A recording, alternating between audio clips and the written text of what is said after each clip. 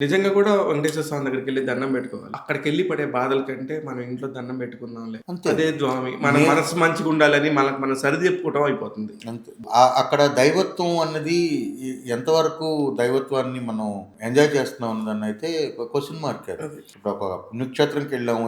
ఇదంతా ఏంటంటే ఒక పాజిటివిటీ. అవును. అంటే గుడైనా సరే, చర్చ్ అయినా, మసీద్ అయినా, లేకపోతే ఇంకోటైనా ఏదైనా సరే, ఒక దైవం ఉండే ప్లేస్‌కి అందరం దేనితో వెళ్తామో పాజిటివిటీతో వెళ్తాం కాబట్టి, ఆ క్షేత్రంలో ఒక పాజిటివిటీ ఉంటదన్న నమ్మకం. అందుకనే మనకు అక్కడికెళ్ళగానే ఒక ప్రశాంతంగా అనిపించడం, సరే ఏవైనా మనసులో అలజడి ఉంటే అలజడి పోవడం. ఎప్పుడైతే వ్యాపారం భక్తిలోకి వచ్చేసిందో, ఇప్పుడు నేను చెప్పిన ఈ కాన్సెప్ట్ అంతా పోయింది. పోయింది. కరెక్ట్. ఇప్పుడేంటంటే దేవుడిని ముందంతా ఏంటి, బయలుదేరాము, దేవుడి దగ్గరికెళ్తున్నాం. అంటే ప్రయాణం, దేవుడి దగ్గరికెళ్ళాం, దేవుడిని దర్శించుకున్నాం, మళ్ళీ రిటర్న్ ప్రయాణం.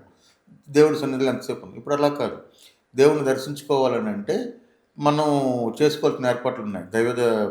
ఈ దర్శనమా, ఆ దర్శనమా, ఎంత డబ్బులు పెడుతున్నాము, ఫెసిలిటీస్ ఏంటి, మన దొడ్డిదారిని తీసుకెళ్తారా, దొంగదారిని తీసుకెళ్తారా, స్ట్రైట్‌గా తీసుకెళ్తారా, దానికి ఏజెంట్లు 8 ఎవరు? గంటలు కూర్చోవాలి, దానికి ఏజెంట్లు ఎవరు, వాడికి ఎంత డబ్బులు ఇవ్వాలి.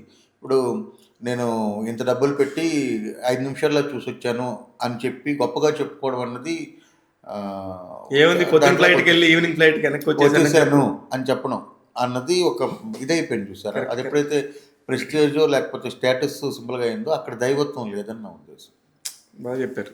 దేవుడు అనేవాడు ఎప్పుడు కూడాను ధనవంతుడిని ఒకలాగా, పేదవాడిని ఒకలాగా, దేవుడనే శక్తి ఏదైతే ఉందో, దేవుడనే శక్తికి డబ్బుకి అసలు సంబంధమే లేదు. సంబంధం లేదు. పేద చిన్న అనేది సమస్య ఏది లేదు. సంబంధం లేదు. దేవుడు అందరినీ సమానంగా చూస్తాడు. అందుకే దేవుడు. అందుకని దేవుడు అవుతాడు.